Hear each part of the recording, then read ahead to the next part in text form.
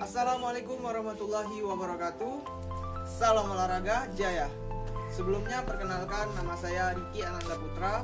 Saya adalah mahasiswa dari program studi Pendidikan Olahraga dan Kesehatan Fakultas Ilmu Keolahragaan Universitas Jambi, yang kini saya tengah menempuh semester 4. Pada kesempatan kali ini saya akan membuat sebuah video pembelajaran dalam rangka menunaikan tugas ujian akhir semester saya pada mata kuliah Profesi Kependidikan yang diampu oleh Ibu Sri Murniati SPD MPD dan kemudian Ibu Fitri Diana SPD MPD.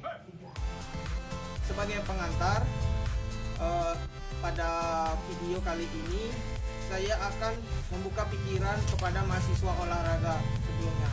Karena bahwasanya mahasiswa olahraga itu akan juga berperan sebagai guru, kemudian dia juga akan mempunyai peran sebagai pelatih. Karena khususnya pada bidang pendidikan, yang khusus disiplinnya ilmunya adalah bidang olahraga, tidak bisa dipungkiri dua posisi itu akan ia tempati, sebagai guru dan sebagai pelatih. Maka dari itu, karena sebagai prospek kedepannya adalah dua tempat itu, maka ia harus benar-benar menguasai bagaimana berperan sebagai guru yang sebenarnya, kemudian menjadi pelatih pada cabang olahraga, karena apabila ia memiliki seorang atlet nantinya. Baiklah, langsung saja. Pada video ini saya mengangkat judul pembelajaran bela diri pada cabang olahraga pencaksilat. Perlu diketahui bersama bahwasanya bela diri adalah sesuatu yang harus dimiliki pada seseorang individu. Bela diri harus dimiliki oleh seorang manusia, karena bahwasanya manusia itu memiliki insting untuk mempertahankan dirinya. Dari sejarahnya juga saya ingin mengangkat sejarah dari pencaksilat, bahwasanya silat sebagai budaya bangsa sudah sangat terkenal seantero Nusantara. Memiliki banyak aliran perguruan dari masa ke masanya. Sesuai dengan perkembangannya, pencaksilat lebih terkenal, bahasanya pencak di daerah Jawa, kemudian di Sumatera lebih dikenal dengan silat. Oleh karena itu, keterpaduan antara dua nama antara pencak dan silat itu digabungkan menjadi suatu nama yang baku, menjadi bela diri yang memiliki nama pencaksilat sebagai asli bela diri budaya bangsa. Dengan banyaknya macam aliran dan perguruan, pada tahun 18 Mei 1948 terbentuklah wadah IPSI untuk mempersatukan aliran pencaksilat se-Nusantara. Terhimpunlah dari setiap perguruan dan aliran.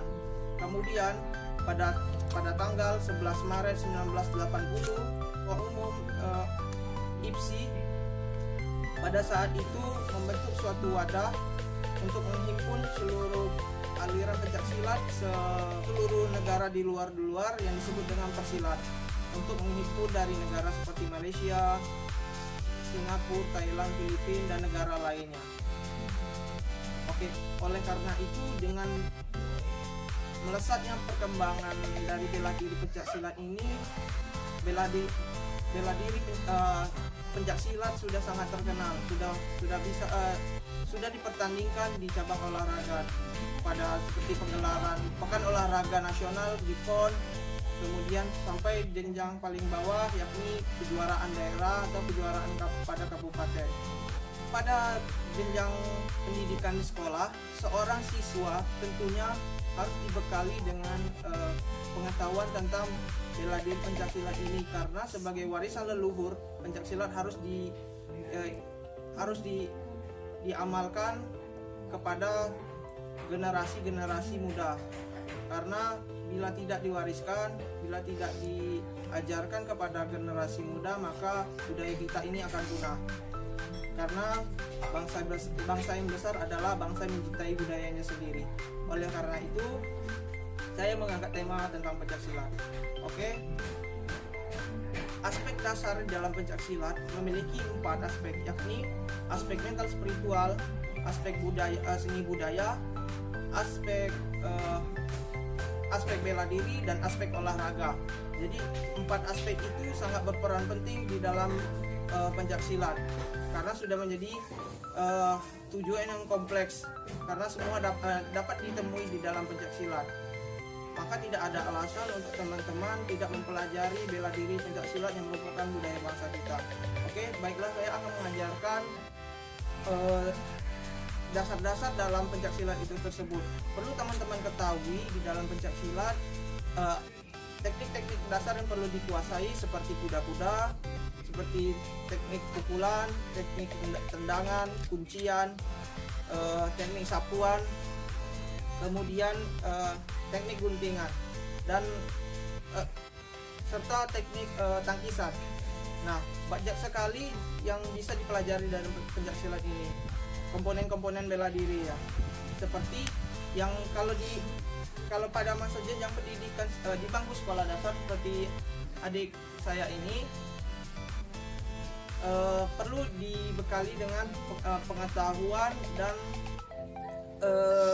kemampuan dasar di dalam pencaksilat itu, seperti tentang belajar kuda-kuda terlebih dahulu. Contohnya contoh kuda-kuda di dalam pencaksilat adalah ada namanya kuda-kuda sejajar atau kuda-kuda tengah, kemudian kuda-kuda depan.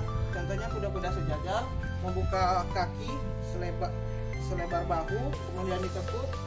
Ayo contohkan. Kemudian sikap tangannya adalah sikap pasang. Nah, ini adalah sikap kuda-kuda sejajar. Kemudian sikap kuda-kuda depan, yakni kaki dimajukan, kemudian ditekukkan ke depan, ya. Kemudian sikap tangan tetap memakai sikap pasang. Sikap pasang ini berguna sekali karena untuk melindungi bagian-bagian penting pada badan kita, seperti bagian bawah dilindungi tangan kiri dan bagian atas dilindungi tangan kanan untuk kuda-kuda ini. Setelah mempelajari kuda-kuda, teknik dasar yang harus diajarkan kepada seorang siswa di bangku pendidikan, contohnya seperti adik saya di bangku pendidikan sekolah dasar, minimal ia tahu cara tentang kuda-kuda, pukulan, tendangan, serta teknik dasar lainnya. Baiklah, itu salah satu contoh kuda-kuda. Kemudian contoh teknik pukulan dasar, karena setiap bela diri itu paling tidak dominannya ia akan belajar teknik pukulan, teknik tendangan yang tepat dan benar, kemudian teknik tangkisan. Itu adalah salah satu hal-hal inti di dalam bela diri. Baiklah, contoh di pencaksilat terlebih dahulu sebelumnya sikap sempurna. Sikap sempurna adalah sikap awal di dalam pencaksilat. Kemudian hormat. Hormat adalah suatu penghormatan di dalam bela diri pencaksilat. Setelah itu memasang kuda-kuda. Baiklah, teknik dasar yang awal adalah teknik pukulan dengan memasang sikap pasang, kemudian melakukan teknik pukulan, ditarik kemudian dipukul. Bahunya tetap, kalau di dalam IPSI mengajarkan untuk pertandingan di olahraga, teknik yang diajarkan harus tepat, seperti pukulan. Yang teknik pukulannya misalnya sasaran kepada bagian bodi atau tubuh, itu dilesatkan kepada bagian tubuh tersebut, tidak boleh melenceng ataupun bahu naik sedikit. Kalau di dalam pertandingan itu akan ditegur karena itu adalah sebuah pelanggaran. Baik, lesatkan pukulan ke depan dengan tangan dikepalkan sejajar, kuda-kuda tetap sesuai dengan ketepatannya. Kemudian bergantian 1, 2, tangan kiri lagi tetap melindungi bawah, pukul tangan kirinya. Tetap lurus, bukan terbuka seperti ini, lurus, dan tangan dirapatkan. Baik. Kemudian teknik dasar selanjutnya setelah pukulan yakni teknik tendangan. Teknik tendangan ini di dalam pencak silat ada yang namanya tendangan A, kemudian tendangan sabit atau tendangan C, kemudian tendangan T, kemudian tendangan belakang. Banyak sekali macam variasi tendangan ini, tapi yang minimal yang dasar harus dikuasai bagi seorang pemula atau seorang siswa yang masih di bangku sekolah dasar, yakni teknik tendangan A, tendangan C, dan tendangan T. Minimal dia harus tahu. Contohnya tendangan A, sikap sempurna, kuda-kuda, sikap pasang, lakukan tendangan ke depan dengan contohnya seperti ini, tendang, yakni pusatnya kepada bagian ujung kaki, kemudian jatuh ke depan, tetap dengan sikap pasang. Contohkan, ya, tetap sikap pasangan lagi. Kuda-kuda tetap siap. Kemudian tendangan kirinya lagi ke depan, angkat, ulang. Tendangan, ya, pada ujung kaki gunakan kaki bagian ujung ini. Kaki dinaikkan dan sasarannya kakinya poin. Nah, pakai bagian ujung ini fokusnya. Itu adalah contoh tendangan A. Baik, selanjutnya tendangan C atau tendangan sabit, itu fokusnya kepada bagian punggung kaki. Untuk menyerangnya ke bagian sasaran adalah gunakan punggung kaki dengan posisi kaki bagian poin. Contohnya seperti ini, lihat dulu. Sikap sempurna, kuda-kuda, sikap pasang, kemudian letakkan tendangan sabitnya, yaitu ke depan. Setelah lakukan tendangan, tetap jatuh dengan posisi sikap kuda-kuda dan sikap pasang, karena di silat ini adalah lebih harus mempersiapkan diri dalam setiap kondisi setelah melakukan serangan. Baik, langsung contohkan. Sikap sempurna, kuda-kuda, sikap pasang, tendangan sabit, tendang sabit pakai punggung kaki, ya, miring kakinya. Supaya tendangan itu lebih menyamping, putar pinggangnya itu supaya dapat melakukan serangan dengan posisi punggung kaki menyamping. Ulangi lagi.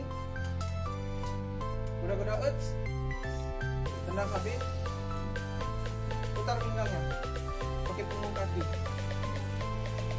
Ulang. Ya. Jatuh ke depan. Setelah menendang. Ya, tak apa-apa, biasa pemula. Sikap pasangnya, ya, pandang ke depan, jatuh, ya, sikap pasang lagi, pandangannya ke depan. Baiklah, itu salah satu tendangan sabit. Mungkin untuk pemula sulit untuk dilakukan karena tidak bisa, latihan itu tidak bisa hanya sekali langsung bisa, karena di sebuah latihan itu membutuhkan suatu proses, baik itu proses yang terus berulang, proses yang panjang sampai ke tingkat kemahiran. Jadi tidak bisa bila kita melatih kepada seorang siswa atau seorang peserta didik kita, tidak bisa kita mengharapkan hasil yang instan, ya langsung bisa, tidak. Itu harus kita latih secara berkesinambungan sampai bisa ke tingkat kemahiran. Baiklah, langsung lanjut. Tendangan yang harus dikuasai oleh seorang pemula yang baru ialah di dalam pencak silat tendangan T. Tendangan T itu memakai pisau kaki. Jadi contohnya seperti ini, sikap sempurna, kuda-kuda, tendangan T, kembali lagi sikap kuda-kuda. Nah, jadi posisinya dengan pisau kaki ini menyerang bagian target yang ingin diserang. Baik, contohkan lagi, sikap sempurna, kuda-kuda kuda-kuda depan, tekuk kakinya dengan benar, pandangan ke depan, tendangan P pakai pisau kaki seperti yang abang contohkan tadi. Ya, nah jatuh ke depan, ya, bergantian dengan kaki kirinya lagi, kaki kiri lagi, kuda-kuda depan kiri, yang kiri depan, yang kanan depan, yang kanan. Ya, tendang dengan posisi kaki kiri samping. Ya, miring posisinya. Ya, turun kakinya, pakai pisau kakinya. Nah itu jatuh ke depan, tetap dalam posisi kuda-kuda dan posisi sikap pasang yang siap untuk respon serangan tersebut. Oke, itulah adalah teknik dasar dari tendangan. Saya ulangi. Contoh lihat abang juga dulu tadi tendangan A ke depan, posisi ke depan jatuh, kemudian tendangan sabit memakai punggung kaki dengan posisi pinggang dimiringkan agar mengenai sasaran. Kemudian tendangan T kuda yang tepat, kita pasang harus juga digunakan. Kemudian letakkan tendangan T nya. Baiklah, langsung kemudian contoh lagi di dalam teknik pencaksilat adalah teknik tangkisan. Contohnya seperti ini, hadap depan abang, kita pasang, misalnya pukul. Nah, untuk menghindari pukulan tadi, contohnya nah tetap di situ. Posisi tangan dengan siap untuk menangkis serangan pukulan tersebut tepat di depan dada. Jadi kita tidak terkena serangan dari lawan karena kita memiliki sebuah teknik tangkisan. Ulangi lagi, ya. Kemudian bergantian tangan yang satunya. Kemudian itu contoh serangan pukulan. Kalau tendangan, ya tendang. Tangkisannya tangkisan bawah, tangkisan tengah, dan ada juga namanya tangkisan atas. Ketika serangan pukulan lawan sasarannya ke kepala kita, sasaran kepala, ke kepala, pukulan. Nah, dengan menghindarinya kita memakai tangkisan atas. Contohkan, abang yang mukul, tangkis atas, ya. Ulang, ya. Tangkisnya ke atas. Nah, ini kita posisinya. Serangan dielakkan dan pukulan tidak akan terkena kepada kita. Contoh lagi, serangan yang gini tadi. Nah, tangkisnya keluar. Ada namanya tangkisan ke dalam, ada tangkisannya keluar.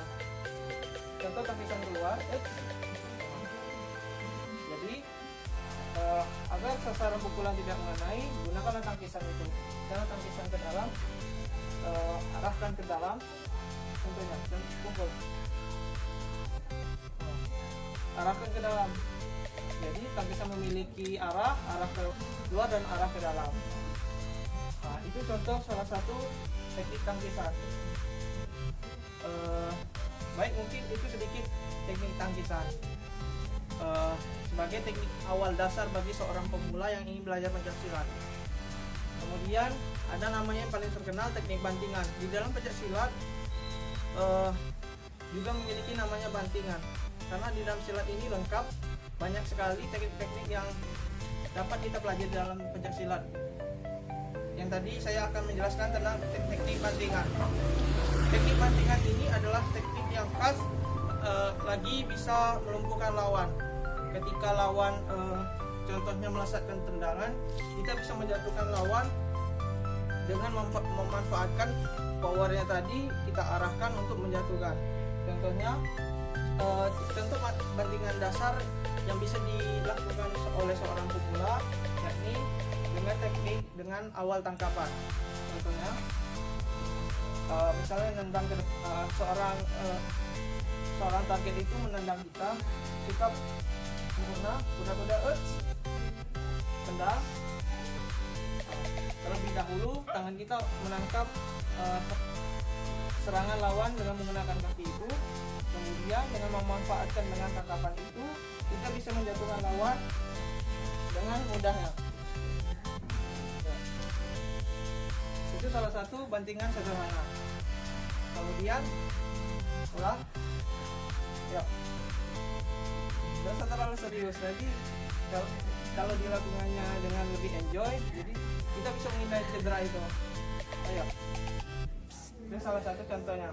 Tendang. Nah, tetap diawali dengan tangkapan, jadi lebih mudah. Jadi bisa teman-teman langsung menjatuhkannya atau mengangkatnya terlebih dahulu, kemudian dijatuhkan ke bawah. Nah, ayo,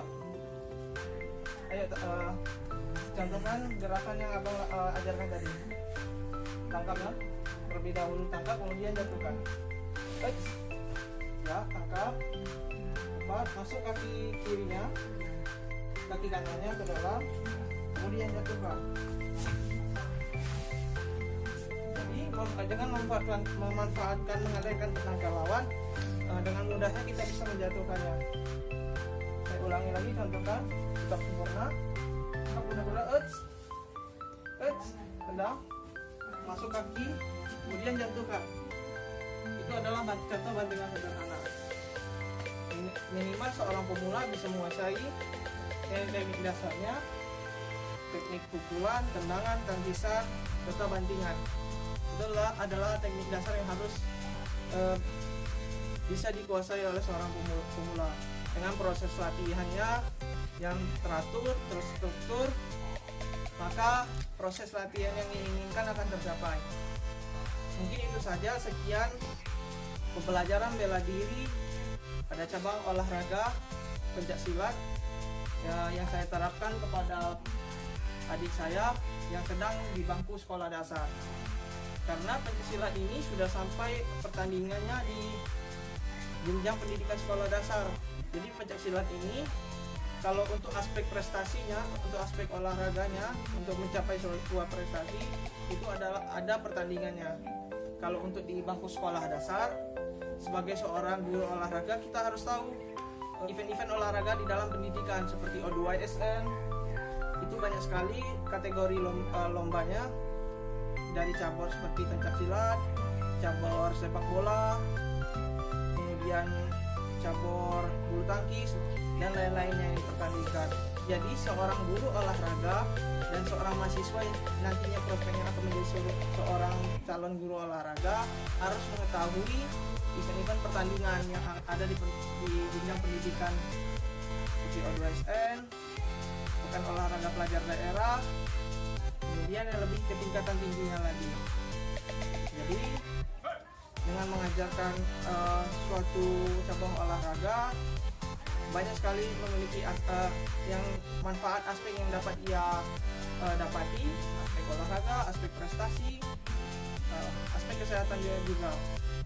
Karena tidak rugi bila kita mempelajari atau ingin menguasai suatu cabang olahraga, contohnya seperti bela diri, karena banyak sekali manfaat yang akan kita dapatkan, kita tidak akan rugi. Baik, mungkin itu saja, sekian dari video pembelajaran yang saya ajarkan tadi.